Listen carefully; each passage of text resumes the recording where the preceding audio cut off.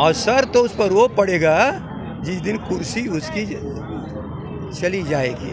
जो गांव का नहीं, जो खेती का नहीं, वो भारत के संविधान और गांधी और अंबेडकर का भी नहीं।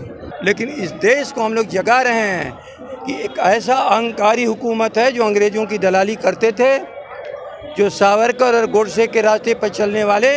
हाँ, देश इनके लिए 130 करोड़ का नहीं है, अब इनके लिए देश केवल 30 लाख लोगों का बन गया है। तो 30 लाख के लोगों का देश मानने वालों के लिए हो सकता है देश आगे जा रहा हो।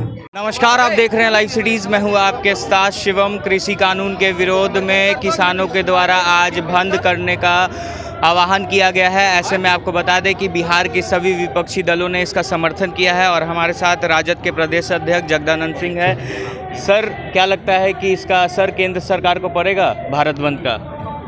असर तो उस पर वो पड़ेगा जिस दिन कुर्सी उसकी चली जाएगी, असर पड़ेगा। इस असर का क्या समझ रहे हो? कानून वापस करेगा कि नहीं करेगा, आप इस पर कह रहे हो। हम लोग तो कानून वापस करे या न करे केवल इतनी ही लड़ाई है क्या? कानून बनाने वाले को भी समाप्त करना है। जो गांव का नहीं, जो खेती का नहीं, वो भारत के संविधान और गांधी और अंबेडकर का भी नहीं। अब ऐसे लोग कुर्सी पर बैठ गए हैं। लोग कहते हैं कि लड़ाई तो 10 महीने हो गया। अरे लड़ाई तो 100 साल से ऊपर हो गई थी। आज़ादी की लड़ाई, अंग्रेज गया कि नहीं गया? तो अंग्रेज के दलालों को कुर्सी से दिल्ली से जाना ही है। कृषि मंडी वापस होगी, जिस दिन सरकार बदलेगी, पहली कलम जिस तरह से बेरोजगारों को दिया जाएगा रोजगार, तो हम खेतों में काम करने वाले खेती हर और मजदूरों का भी रोजगार को वापस कर देंगे हम सब। ये तेजस्वी जी का वादा है।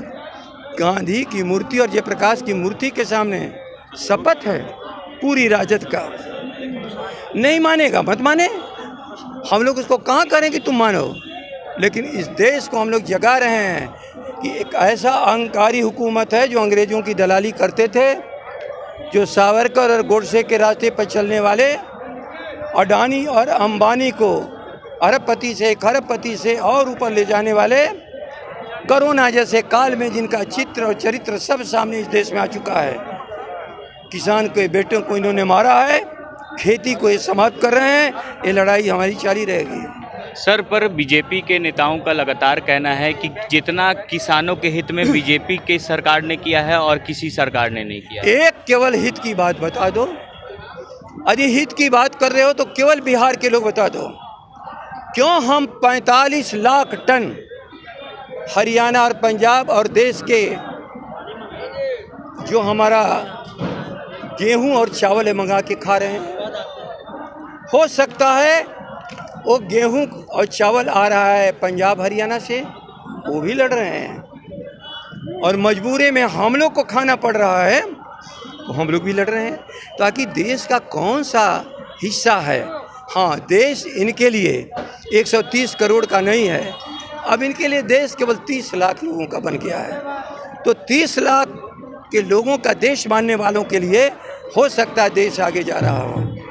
लेकिन दुनिया कह रही है सबसे भारत पिछड़ा चला गया।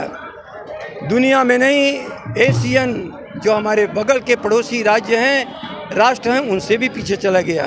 तो आखिर क्या किसानों के लिए किया? और किसान जब आगे जाएगा तो राष्ट्र आगे जाएगा, किसान पीछे जाएगा तो राष्ट्र पीछे जाएगा। एक सवाल है सर कि जिस तरह से नेता प्रतिपक्ष तेजस्वी यादव हर बार समर्थन करते हैं पर सड़कों पे वो नहीं उतरते हैं। यहाँ समर्थन, यहाँ सड़क पर उतरे थे, माथा टूटने लगा कि नहीं लगा? और याद रख लेना, हर युद्ध की सबसे बड़ी है कि सेनापति को बचाओ, क्योंकि ये लड़ाई केवल आज ख़त्म नहीं होने वाली है, आगे भी लड़ाई जारी रहेगी। और ये जितने खड़े हैं सब तेजस्वी के लोग हैं, तेजस्वी ही मान कर के यहाँ खड़े हैं। तो आप साफ तौर पे सुन सकते हैं कि राजद के प्रदेश अध्यक्ष जगदानंद सिंह का कहना है कि यहाँ पर जितने भी लोग हैं वो तेजस्वी यादव हैं और जो लड़ाई है वो लगातार जारी रहेगी। बहरहाल आप बने रहे हमारे साथ। अगर आपने हमारे चैनल को सब्सक्राइब नहीं किया है तो जल्द से जल्द सब्सक्राइब कर ले। धन्यवाद।